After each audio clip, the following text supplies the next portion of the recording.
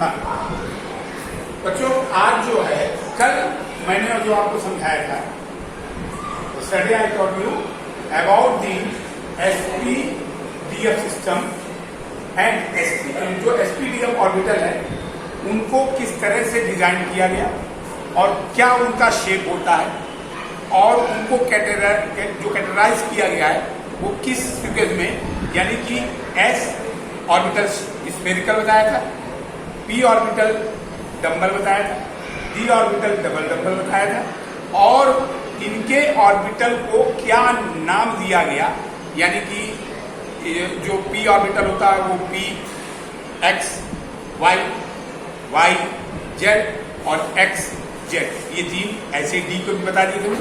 अब मैंने स्टार्ट जो किया था उसमें मैंने लास्ट में यहाँ पर वीडियो छोड़ दिया था बनाना कि बाउ प्रिंसिपल एसपीडीएफ को फिलिंग किस तरह से कराता है, इलेक्ट्रॉनों की फिलिंग किस तरह। तो यहाँ पर क्या है, सबसे पहला इंपॉर्टेंट टॉपिक ये है कि आप ये समझ लो एस जो होता है उसमें 2 इलेक्ट्रॉन ही हमारे आते हैं। कितने आते हैं? 2 इलेक्ट्रॉन। इलेक्ट्रॉन को ऊपर लिखा बेटा। और ये जो है एक ऑर्बिटल बना होता है, इसमें 2 इलेक्ट्रॉन आते हैं।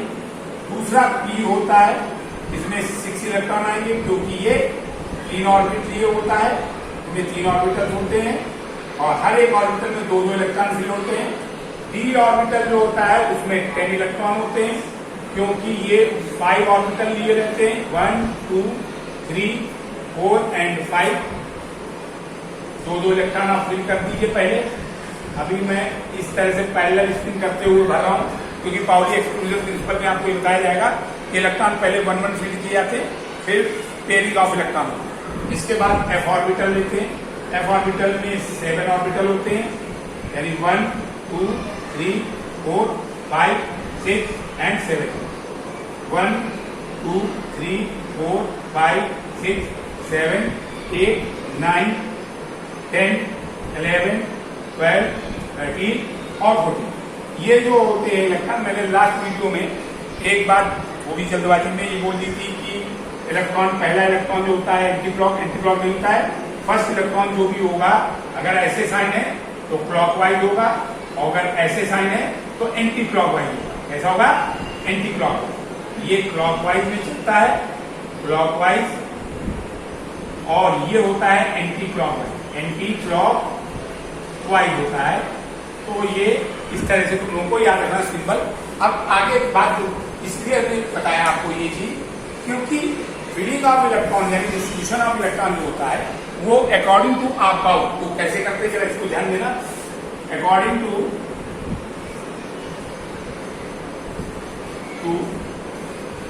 ऑफ बाउ रूल क्या बोलता है, जरा इस पे भी ध्यान देना है। जो रूल जो ये आपको बताता है इसके हिसाब से जरा देखिए, समझने का सबसे तरीका अच्छा क्या है। एस में 2 इलेक्ट्रॉन, अगर किसी रूम में 2 लोग हैं और किसी रूम में 6 लोग हैं और किसी रूम में 10 लोग हैं तो आप खुद सोच सकते हैं कि एक रूम में रहने वाले 2 लोगों की एनर्जी लेवल कम होगा। कंपेरिजन में 6 लोग जिस रूम में रह रहे हैं और 6 रूम में रहने वालों का कंपेरिजन एनर्जी का कम होगा एज जहां पर 10 लोग रह रहे हो। यानी कि इसी तरीके से ऑर्बिटल के एनर्जी लेवल को हम सर्च कर सकते हैं, समझ सकते हैं कि सबसे लोअर लेवल होता है एनर्जी का एस, उससे ज्यादा होता है टी, उससे ज्यादा होता है डी और उससे ज्यादा होता है एफ ऑर्बिटल। यानी एस पी डी एफ में जो इलेक्ट्रॉन होंगे उसके अकॉर्डिंग हमको ये पता लग जाता है कि एनर्जी लेवल किस ऑर्बिटल का है। यानी एस में सबसे कम लेवल एनर्जी का होता है एस का, फिर पी का उससे ज्यादा, फिर डी का उससे ज्यादा और एफ का उससे ज्यादा। अब आगे आपको समझने के लिए पहले आप बाउ ने किस तरह से इलेक्ट्रॉन को फिल किया उसके लिए एक प्रोसेस है, एनसीईआरटी में भी बताया गया, आप देख सकते हो। यहाँ पे मैं बता दे रहा हूं एक बार। जैसे आपके पास है 1s 2s 2p 3s 3p 3d और ये लास्ट में हम जाएंगे 4s। एक एक करके बढ़ाना है। 4s 4p 4d 4f ऐसे करके आपको बनाना है। तरीका क्या है लिखने का तरीका? देखो जरा, मैंने ये आपको लिखने का तरीका यहाँ बता दिया। S को S2 बोलते हैं, P को P6 बोलते हैं, D को D10 बोलते हैं और F को F14 बोलते हैं। F14। अब यहाँ पे आते हैं, इसको पहले आप डायगोनली इस तरह से एरो बना दीजिए, ऐसे कट करते हुए एरो बना दीजिए। एरो जिस सीक्वेंस में भी जो ऑर्बिटल कैंसिल हो रहा है उसको उसी सीक्वेंस में आपको लिखना भी होगा। और ये आपने कर, यहाँ पर जो आएगा वो शायद थोड़ा सा आपको नहीं दिख रहा हो नीचे, लेकिन मैं सेट करके दिखा दे रहा हूँ। ये 4 इज 5S 5P 5T, ये इस तरह से आगे बढ़ता चला जाएगा। और इसको जब आप दोबारा कट करेंगे तो ये ऑर्बिटल ऐसे कट करता हुआ। अब आप इसके हेड को टेल से मिला, हेड को टेल से कैसे मिलाना है? ऐसे, इसका हेड इसके टेल से मिल, इसका हेड इसके टेल से मिल, इसका हेड इसके टेल से मिल। अभी आगे हमने टेल मिल करा रहे हैं, पहले देखो इसको लिखेंगे कैसे, लिखने का तरीका देखो। सबसे पहले क्या कट हुआ? 1S, और एक में कितने इलेक्ट्रॉन होते हैं? 2। आपको लगा मामा लगा दो। अब क्या कट हुआ देखिए? 2S 2S2, ये गया 2P कट होगा, फिर 3S2, यानी 2P6 3S2। अब आगे देखो क्या कट हो रहा है? 3P 3S के बाद आ गया, ये वापस गया और ये कट हो गया रहा है 3P और 4S, 3P 6 4S2। अब आगे आओ 4S2 पे आते हैं, गया था 3D10 और ये आपके आप आ रहा था स्क्रीन पर 4P6। ऐसे करते करते आप इस तरह से आप आउट प्रिंसिपल के अकॉर्डिंग आप इलेक्ट्रॉन को फ्री कर सकते हैं। अब ये क्यों बताएंगे, जरा इसको भी समझना है आपको। इसको बताने के पीछे रीजन क्या है? इसको बताने के पीछे रीजन बेटा ये था, आप कॉन्सेप्ट समझिए तो आपको लर्न करने की जरूरत नहीं। कभी भी आप भूल जाना तो इस तरह से फटाफट बना, इस तरह से बना करके आप ऐसे 1S2 2S2 2P6 3S2 3P6 4S2 3D10 और फिर 4P6, इस तरह से आपको करते करते याद है। और ये करते क्यों? आप लोगों ने 9th क्लास में या 10th क्लास में समझाया गया था कि कैसे KLMN ऑर्बिट में इलेक्ट्रॉन फील्ड होती है। अब हम यहाँ पे इसको आपको वेरीफाई कराएंगे कि किस तरह से ये फील्ड होती है। जरा देखना, अगर हमने आपसे बोला सपोज है कि कैल्शियम का एटॉमिक नंबर 20 होता है, अब कैल्शियम का एटॉमिक नंबर जो 20 होता है उसको कैसे स्पीड करेंगे? जरा चेक करो। हम इसी सीक्वेंस पे चलेंगे और इसी के अकॉर्डिंग भरेंगे। तो यहाँ से अगर फिल करते हैं तो इजीली फिल कर देते हैं। कैसे 20 है, जरा चेक करना कैसे आएगा। जब देखिए ये है 1S2, अभी यहाँ पे कैल्शियम 20 की बात करें, शुरू करते हैं। यहाँ पर कहाँ तक आएगा कैल्शियम 20 उसको चेक करें। 1S2 2 इलेक्ट्रॉन हो गए, 2S2 2P6 2S2 2P6 2P6। अब इसके बाद आते हैं 1S2 2S2 2P6 3S2 पहले काउंट करो कितने इलेक्ट्रॉन हो गए? 2 2 4 6 10 2 12 तक आपने भर दिया। बचे कितने? आपको करना है 20 20 करने थे, बचे 8। आगे देखते 3S2 के बाद 4P6 और अब आता है 4S2 चेक करते कितने आगे?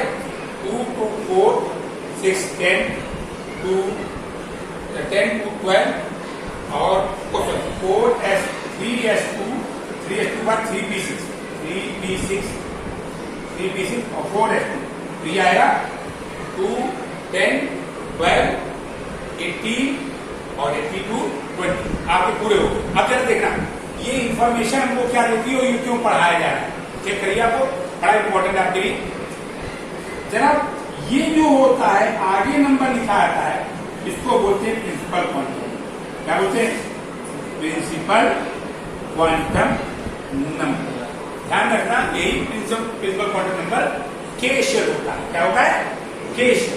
के शेल का मतलब जो KLMN आपने भरते थे शेल नंबर ALMN ये है आपके शेल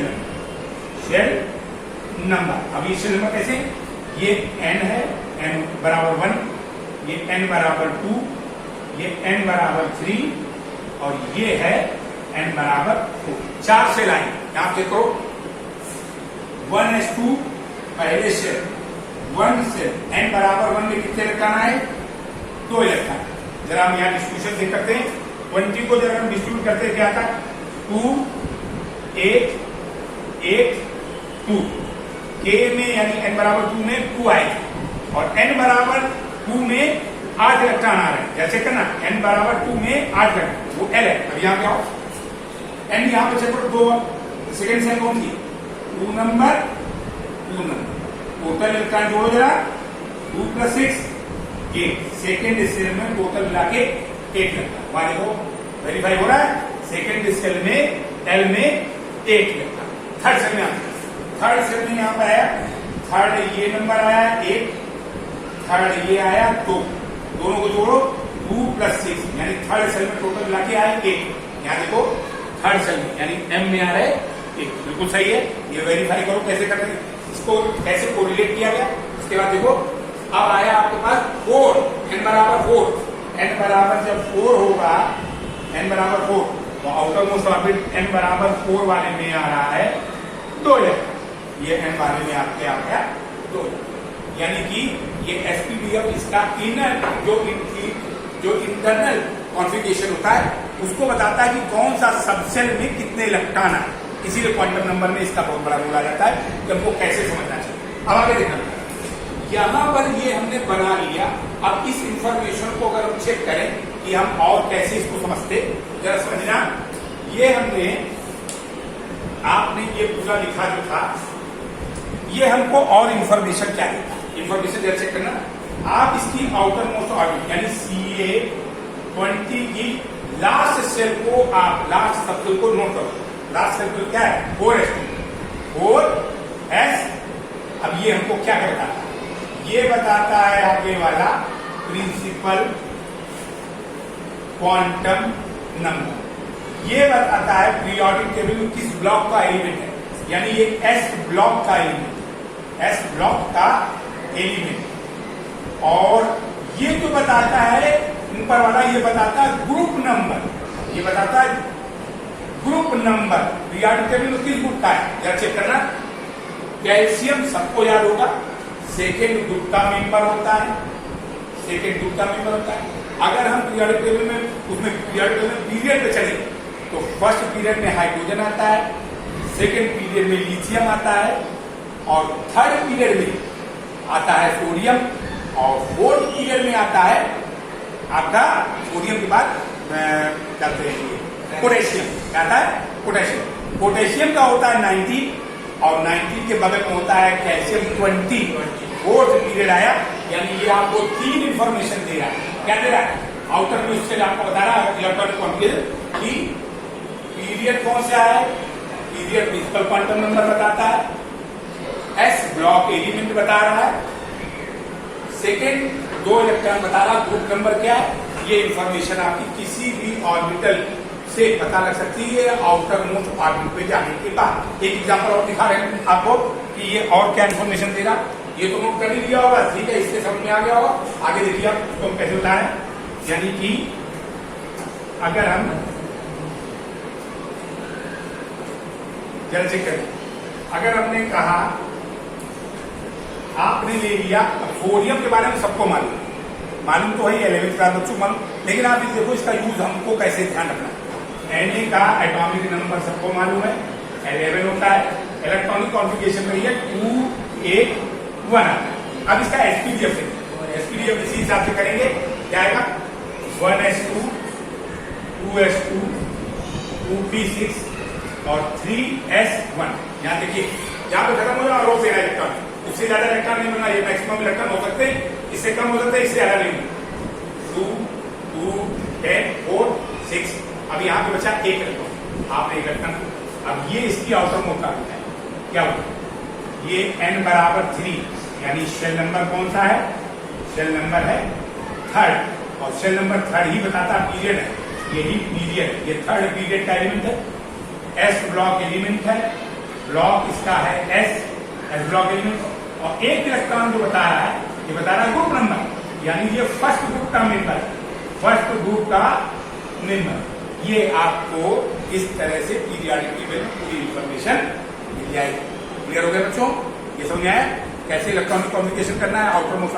अब यहां से आपको एक इंफॉर्मेशन और बड़ी अच्छी मिल रही है, वो ये कि अगर आपको किसी भी एलिमेंट का एटॉमिक नंबर मालूम है तो आप उसका इलेक्ट्रॉनिक कॉन्फ़िगरेशन करिए और आउटर मोस्ट ऑर्बिट में जाएंगे। आउटर मोस्ट ऑर्बिट ये इसमें जितने भी इलेक्ट्रॉन होंगे वही उसकी वैलेंसी होती है।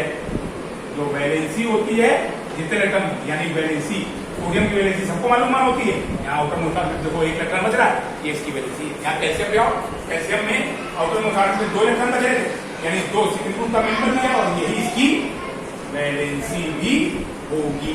कभी भी 1 या 2 या 3 इलेक्ट्रॉन अगर आउटर मोस्ट ऑर्बिट में बचते हैं तो आपको समझ लेना चाहिए वो इलेक्ट्रॉन लूज करेगा और लूज करके किसी को इलेक्ट्रॉन अपना देगा, यानी कि ट्रांसफर करेगा।